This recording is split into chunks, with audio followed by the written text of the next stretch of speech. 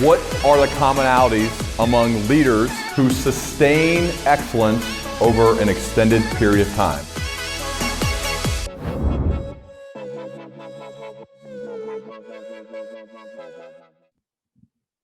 Kara Goldin, so good to have you here on the Learning Leader Show. Welcome. Thanks for having me. Okay, there is so much to get to, but I want to start fast. I'm fascinated by the behaviors of leaders who have sustained excellence.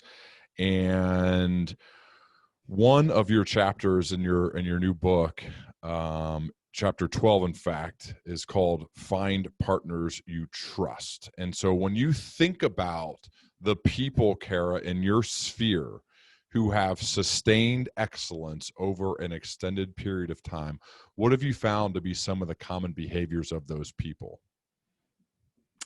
So a few different things. I think that one key thing, and really what I mean in that chapter too, is that they always want to be learning. They don't fear like hiring people that are maybe brighter than them or know more than them as well. And so that is really, it's easier said than done, right? You have to have a lot of confidence. I mean, I think about this a lot when, you're thinking about a manager, like the definition of a manager, maybe when you're in high school or grade school, when you're like learning the vocabulary words or whatever, is like somebody that's managing people. But nowhere in there do you think about this, like have this idea, like always hire people that know more than you, because as a manager, that's actually going to keep you engaged. Mm-hmm.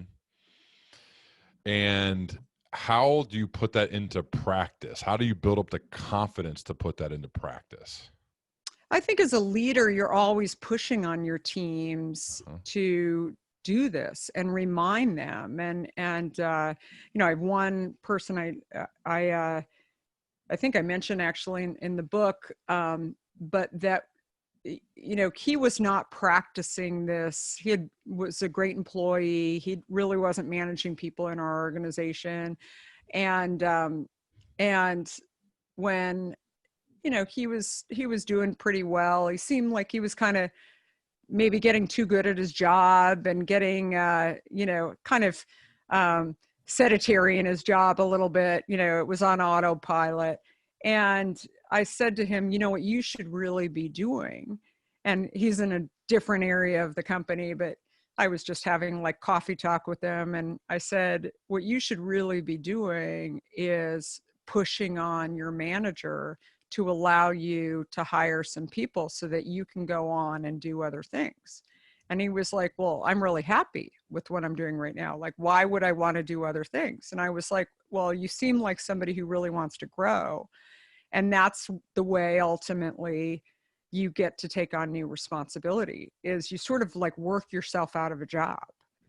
And he was like, wait, you're going to fire me? And I said, no, that's not what I'm talking about at all. I like, what I'm explaining to you is that you have not managed. In order to ultimately manage, you got to have some people. So bring in these people, basically hire some people that know a little bit more than you do, that actually add some kind of processes to this role.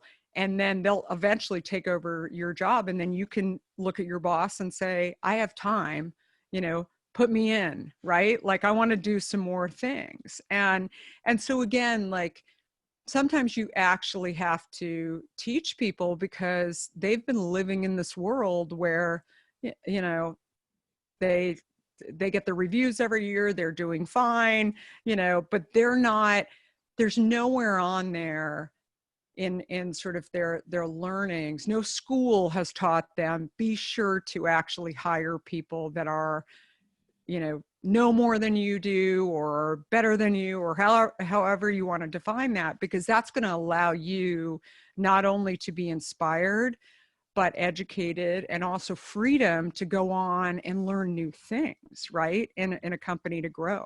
What advice would you give to somebody who's currently working for a boss who is insecure and subscribes to the opposite of that, because I'm certain that there are people listening who are experiencing this right now. I know I've personally experienced it. It's not very fun. What advice do you give to those people?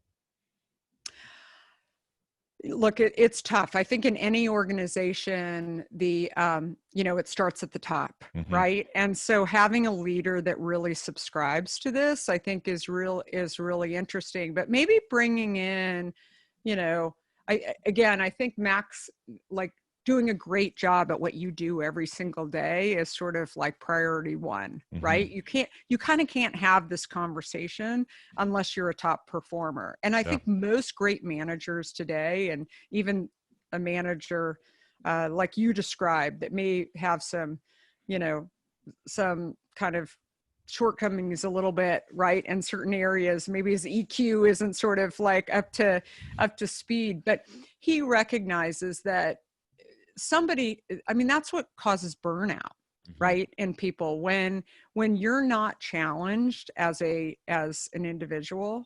And this goes for employees, this goes for managers, that you will ultimately leave. And so your manager, if you're a top performer, your manager's worried about you leaving.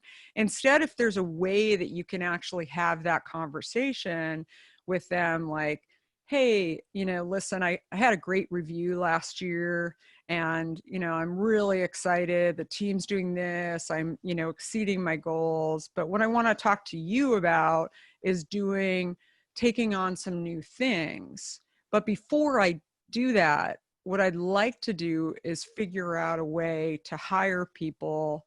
Let's start with one person who I can really train so that there's no hiccup, right?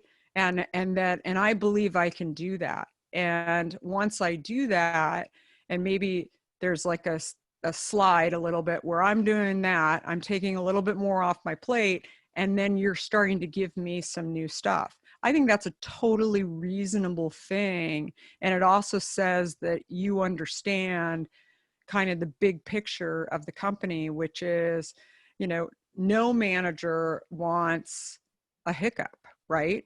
And if they're smart, they'll realize, like, I could have a big hiccup if I don't like keep this employee happy too. And that's what any manager that hears an employee say, like, I want to grow, I want to help, and doesn't, like, again, you can't really have that conversation if not you're not achieving what you're supposed to be achieving. You know what I mean? Like, it's Absolutely. like, it's a weird conversation. Your But ask has to be justified. You got a justifiable ask. justified. Yeah. Right. And I Yeah. think that that's what you do, but that's a dream employee, a dream manager to have in your Yeah. organization, because, those are the people that you ultimately want to be promoting.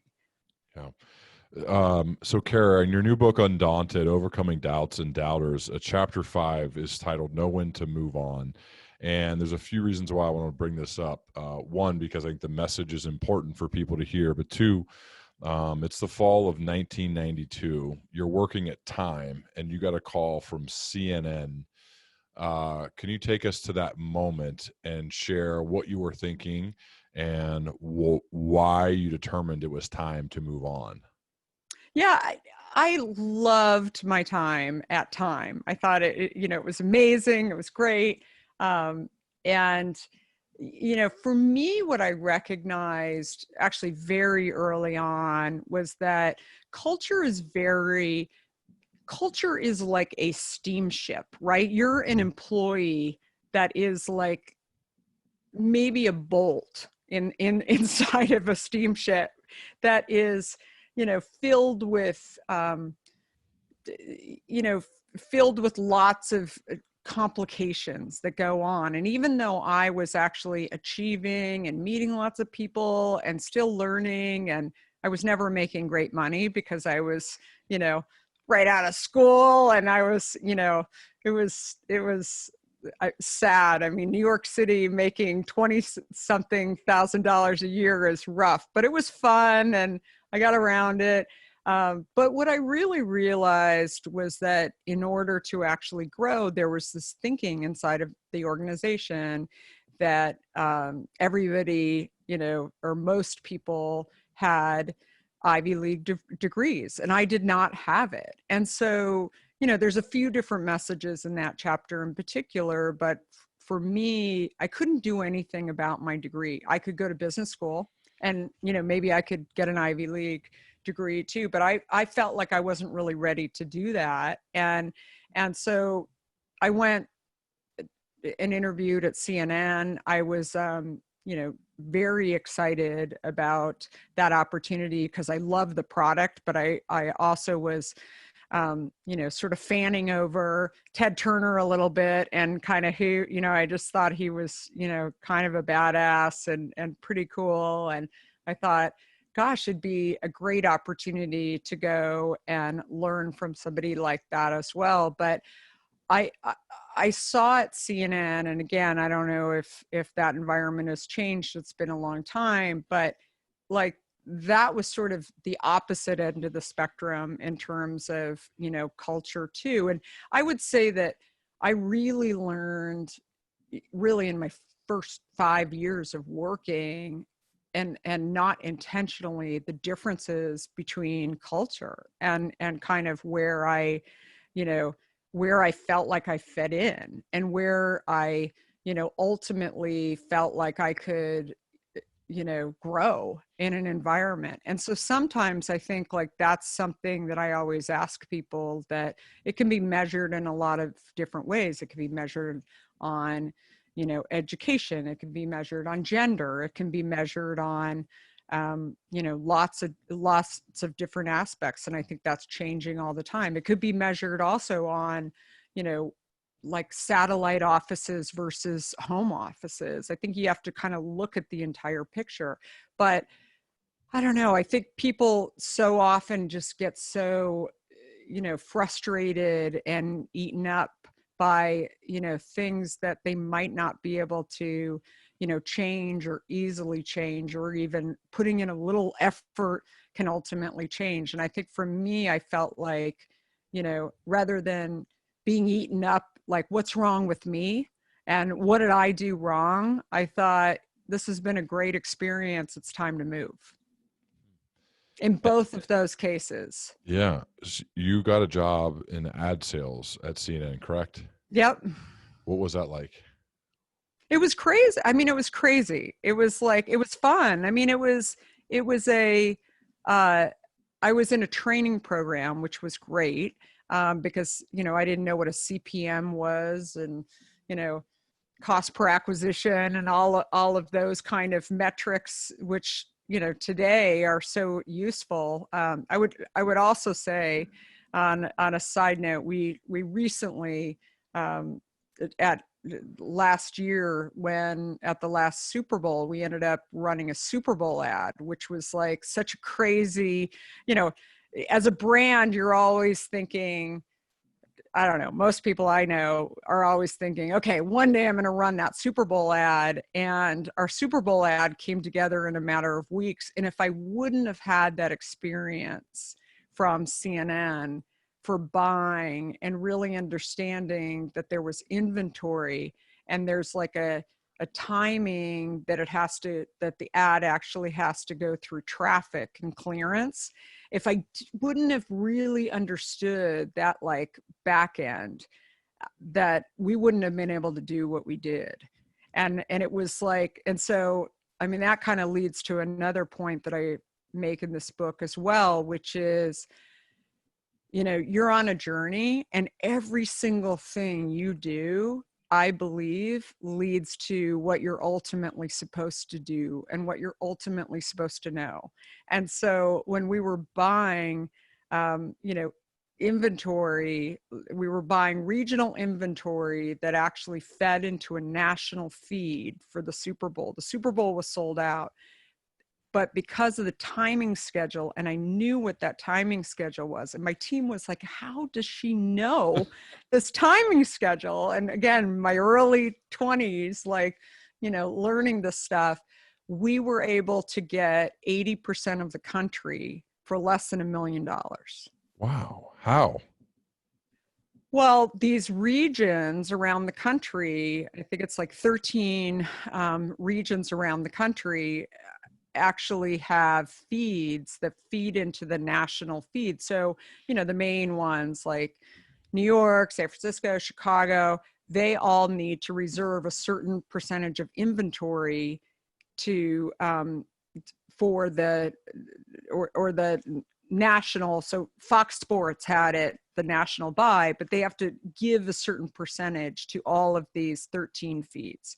And so we ended up, and we used a broker to do this, but we ended up going to all of those regional feeds and we said, do you have inventory? And most of those feeds had inventory available. And so we waited until 2 weeks before the Super Bowl, and literally on Friday afternoon started throwing in offers, like super crazy low ball offers. And my CMO was laughing at me. He's a huge sports fan too. And he was like, you're hallucinating. Like, this is like not going to happen. And I said, they have inventory. I said, people are going to come in. It's Friday. People are going to come in Monday. And then they're going to have to, by the time they get, this is assuming they have an ad that they want to run. And then they have to run it through traffic. And they're out of time. It's like there's no time left to do this. So if they're really smart, they're going to say, okay, this is at least something and let's do it. And so, like I said, we got like 80% of the country. We actually in the 11th hour could have had 100% of the country for probably $1.5 million.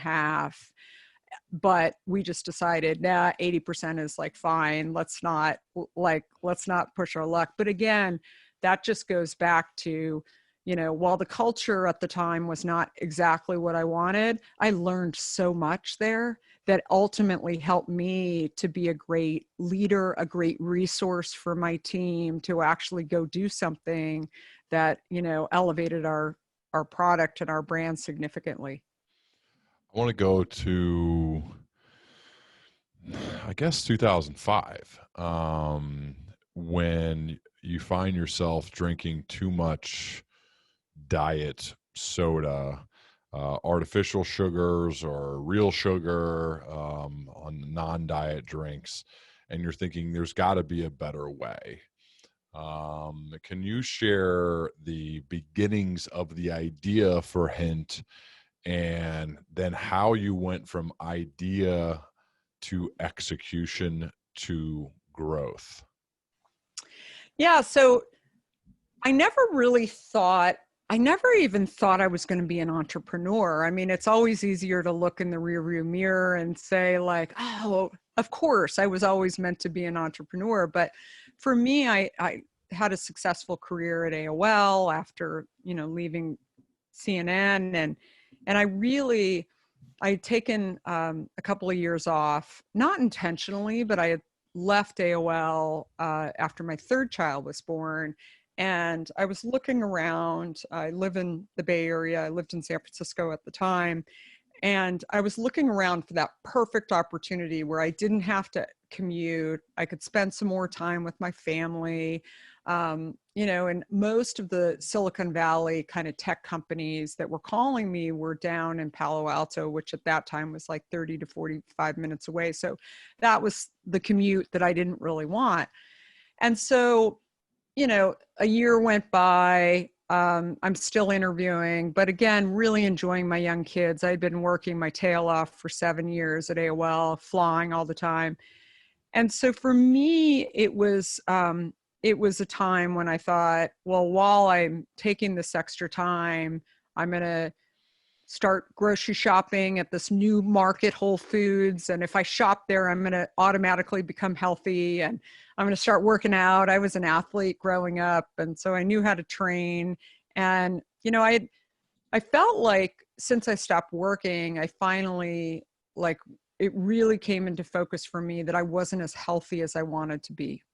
And I think a lot of people have that when they leave their job. Maybe some people have it when they're in their job, but you actually have time. You know, that's the downside, right? You have time to think about like, oh, I've gained too much weight. I've like, my skin looks terrible, like all of these kind of issues.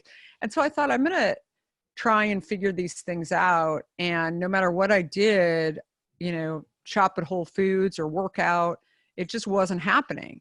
And so that's when I had this epiphany one day when I was looking at my diet soda label in the can that I was drinking, that I was like, gosh, I don't even know what I'm putting into my body. Like, I've been doing this for so many years. It's like an autopilot situation. And I wonder if I just don't really do that anymore, if I instead swap out my diet soda for plain water, if I'll get healthier. I didn't really think it was going to be a fix, but I thought, I don't know, I'm testing things and let's see what happens. And when I did that, I recognized that I hated water. I like really was bored by water. I thought, you know, this is why people drink diet soda or vitamin water, because they don't like the taste of water. And so I was like, okay, but I'm going to do this. I committed to myself that I'm going to do this for 2 weeks. And so cold turkey, people ask all the time, like, you know, did you drink 2 a day rather than, you know, 8 to 12 a day? And I said, no, none, like 0. I went down to 0. And so I'm drinking my water, hating every minute of it, like lining up 8 bottles of, you know, like Sig bottles at the time on the counter of filled with water. And after 2.5 weeks, I lost over 20 pounds. I wasn't just drinking water. Like, I had only done this for like the liquid version, like what I was drinking. And so what I recognized was that not only did I lose, you know, pretty significant weight in 2.5 weeks, but also my skin, I had terrible adult acne that I had developed and I couldn't figure out what was going on. You know, had gone to a dermatologist over it and they were like, yeah, we don't know, like, you know, we don't know what's going on. It's just sometimes people when they get older or hormones or I don't know, like none of it made any sense to me.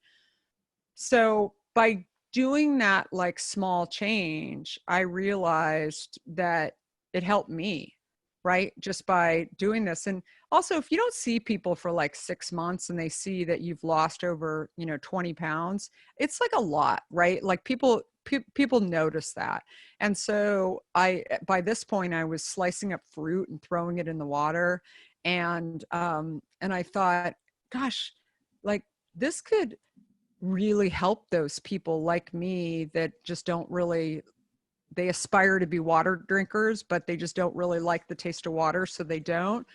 And that's really when the idea came to me. But I still didn't even think, like, shortly after we had gotten it on the shelf at Whole Foods in San Francisco, a couple of friends had said to me, "That's so cool that you started a company."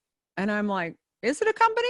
Like I worked at Time and CNN. Those are companies, right? AOL, those are companies. They were smaller companies, you know, before they got bigger. But I was like, this is like 3 SKUs. Like this isn't a company. These are like a few products. And so I was even doubting myself, making excuses for, you know, what this was and what this, you know, what this wasn't.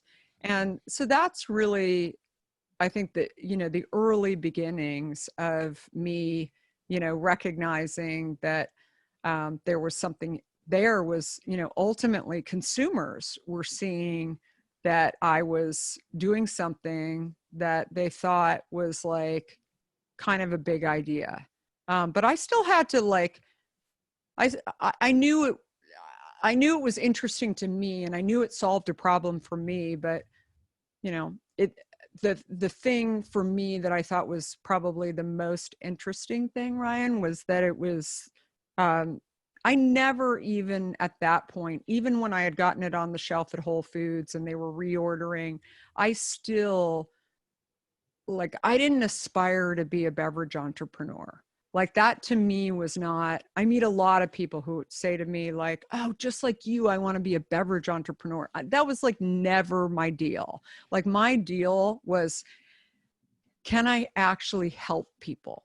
Like that to me was the really, the North Star for starting Hint, that I thought if I had seen what enjoying water had done to help me, and I thought if I could actually gift this to people and help them drink water too, that we wouldn't be talking about, diabetes, type 2 diabetes in America. We wouldn't be talking about some of the other health issues that go along with not actually being as healthy as you can be. And I saw that I was way early, right? Like, and reminding everybody that I wasn't drinking sugar like that.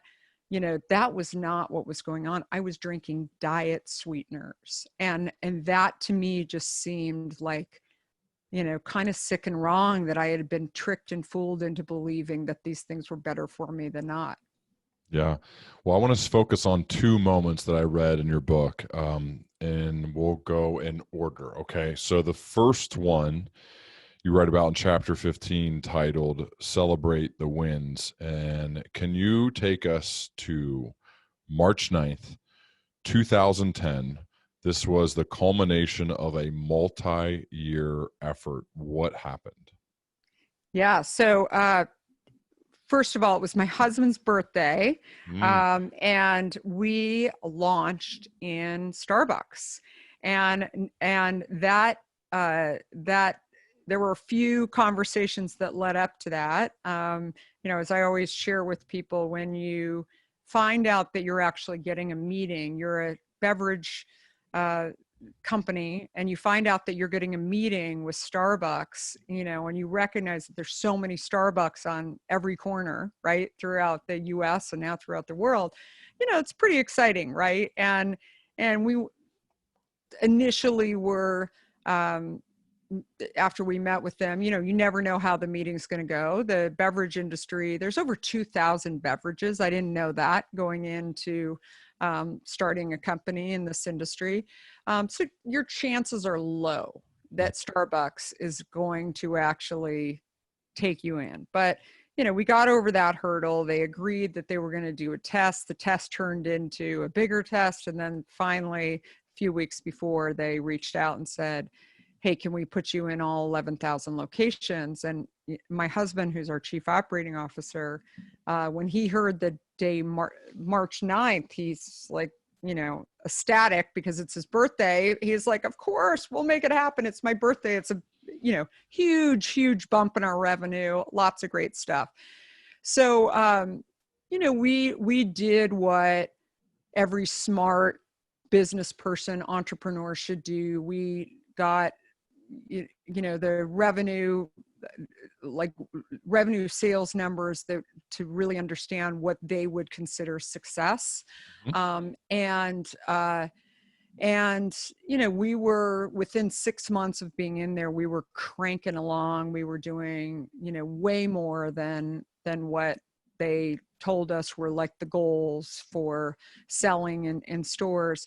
And then after a year and a half, we got a phone call from a new buyer introducing herself. And she said to us that unfortunately there had been a conversation at the top that they were going to eliminate us from Starbucks. And so, the scariest thing for us was, again, number one, we thought we knew what the goals were. There was no, if you don't meet these goals, then you're kicked out. There was but again, we were surpassing any goals that even this new buyer had heard about. So it was kind of like an awkward conversation because she was like, it's not you, it's us. We want to put higher margin food into the case. Okay, fine. Well, how much time do we have? And they were like, well, we're going to actually remove you next week.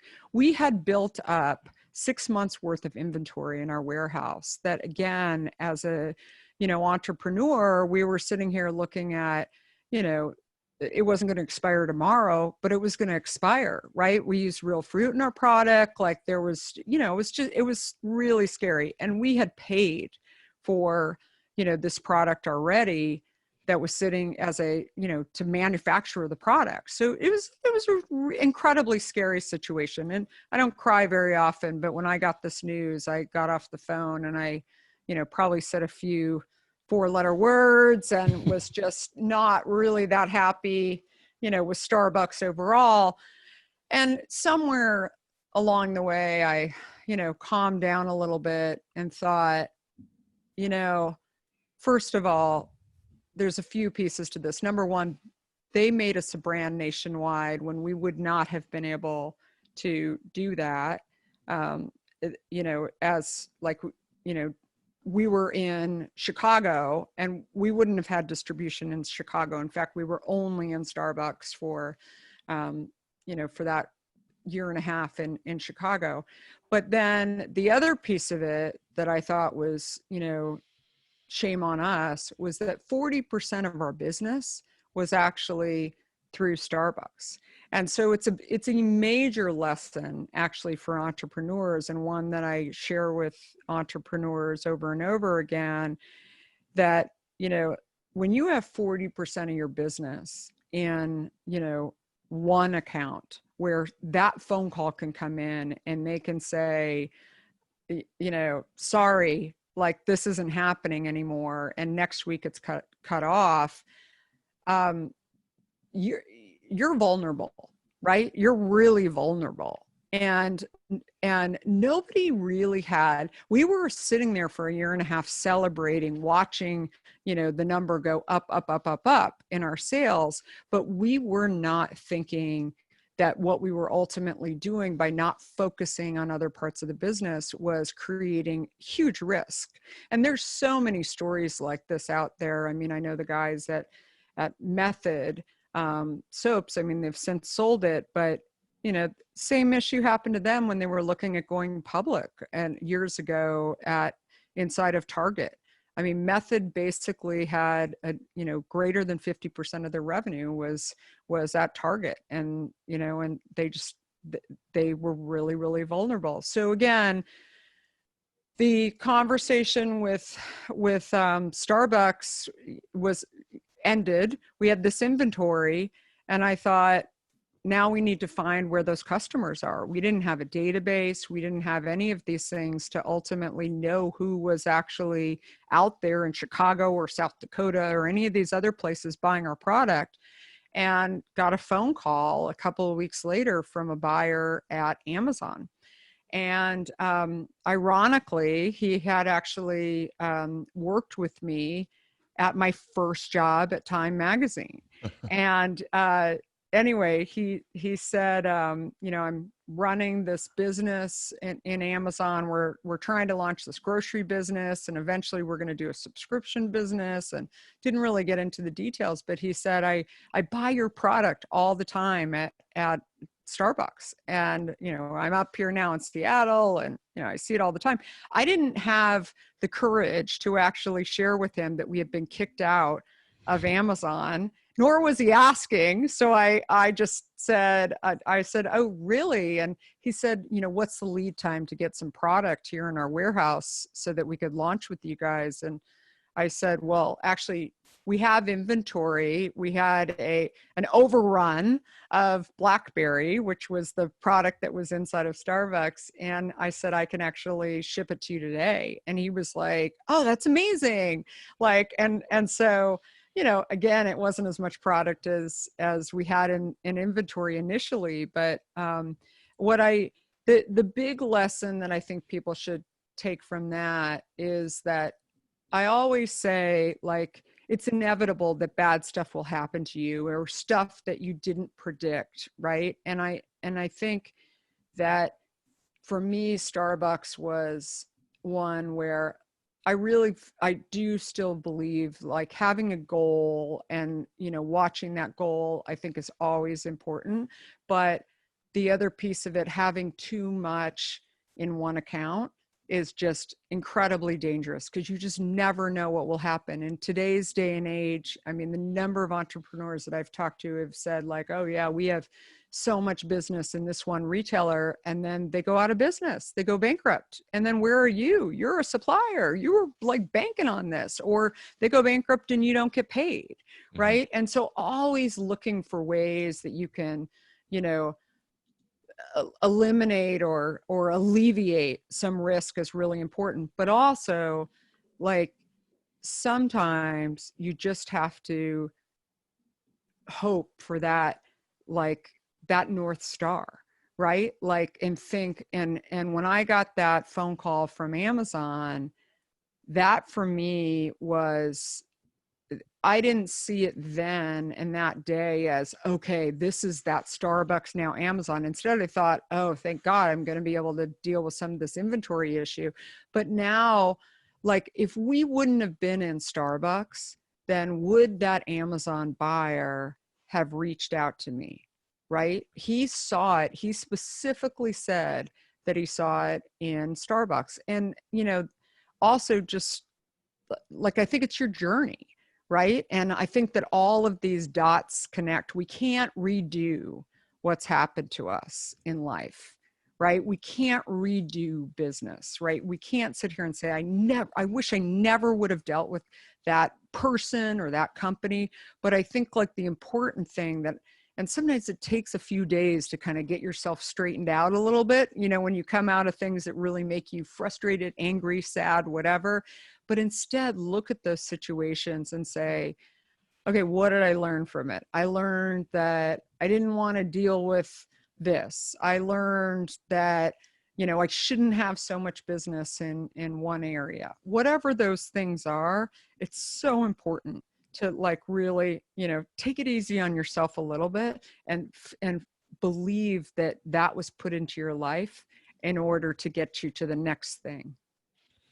Most definitely. I read also in chapter 17, define the meaning of your brand, that every employee at Hint has an ownership stake in the company. I'm curious about that. Can you tell me more about your philosophy on giving every employee ownership stake in the company?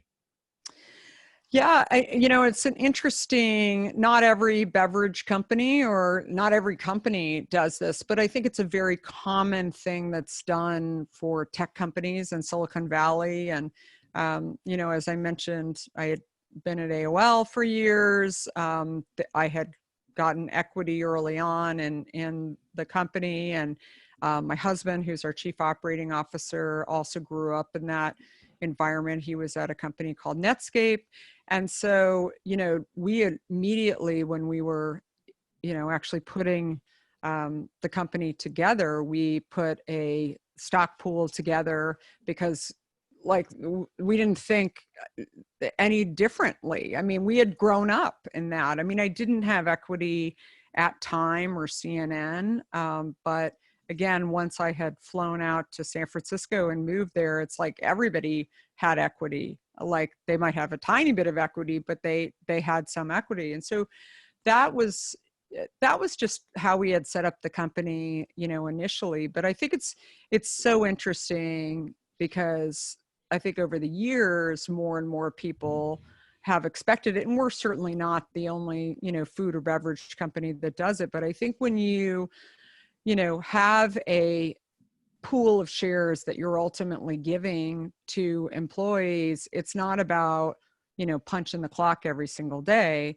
It should be about what else can I do to actually improve the company? Because, you know, if my share in the company ultimately will go up, whether it goes public or whether or not it gets bought, you know, there's like a strike price that I know that I have, and I have X number of shares, then I need to really do whatever I can to save the company money, you know, build the sales. It's not just about my little river that I'm on, whether it's operations or sales or whatever. And so, I mean, that really, I think, leads into another aspect that is really important in our company, which is that while everybody has their lanes that they're in. They're allowed to cross over lanes if they have ideas. So ideas can come from anywhere in the company, as long as you preface it by saying, I really think that this would be great for the company and it's thought out. And I think that that really is kind of a unique piece of the company. And oftentimes it also leads to people, being in our company for a few years and then wanting to kind of work in some other area, because when you're an investor in a company as a whole, you want to know all these different aspects and you get really curious about these different areas. And you may find that something that you were initially, there at the company, you were in a certain role in the company is one thing, but I mean, the number of people, for example, who have been hired in who had, great analytics and had traditionally been in finance, they started understanding what operations does and, the management of supply chains and, and they're very similar, aspects in terms of, and requirements in terms of what you think about,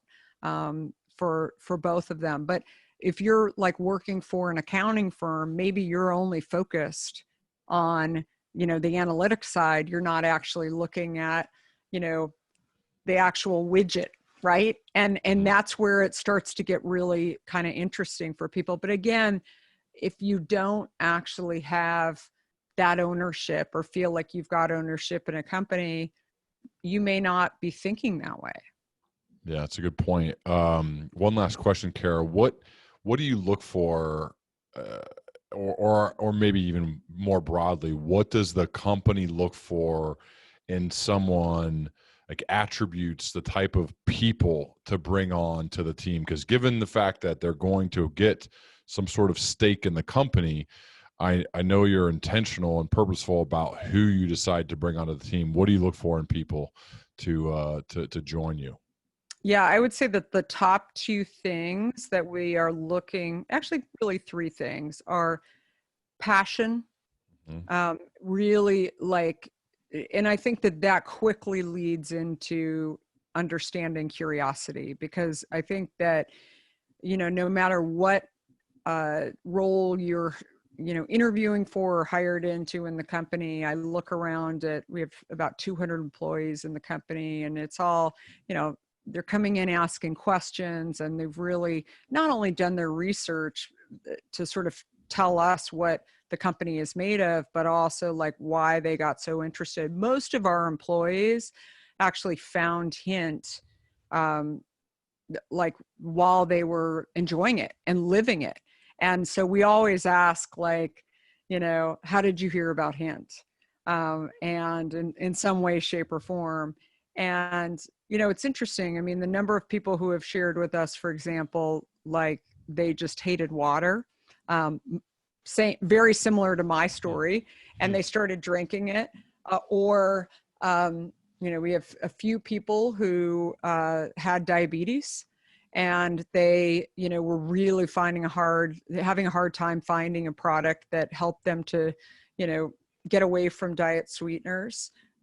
We also have had some cancer patients, or they've lived with some people with cancer patients, where they finally, woke up to kind of what we were ultimately doing to our health and to our bodies by, putting some of these, things that are heavily advertised into our body. And, I've heard over and over again, it's always, this one's really interesting to me when people not just people interviewing with us, but also, even people that are just enjoying our product, the number of cancer patients or, people living with cancer patients that have shared with us that Hint actually helps mask the metallic taste that you get when you're going through chemo.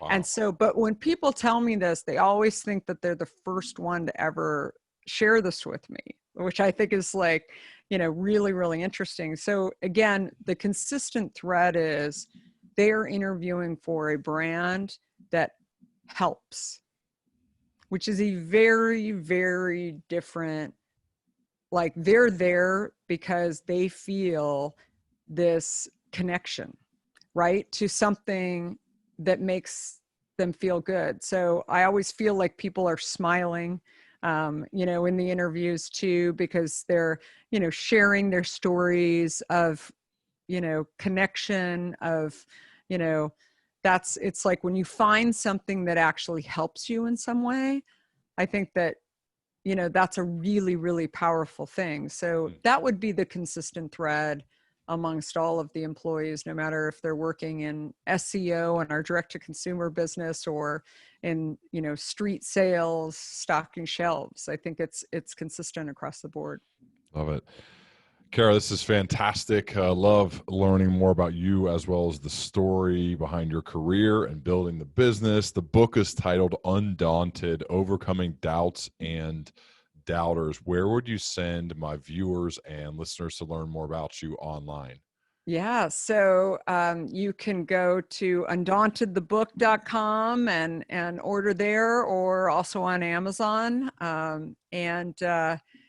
Definitely it would be great to hear from you guys too. I'm on lots of social media at Kara Goldin, so I'd love to hear what you think of it. Love it. Well, Kara, thanks again for being here, and I certainly would love to continue our dialogue as we both progress. Yeah, absolutely. Thanks All right. again, everyone. Thanks so much, Kara. Thank you. Mm-hmm.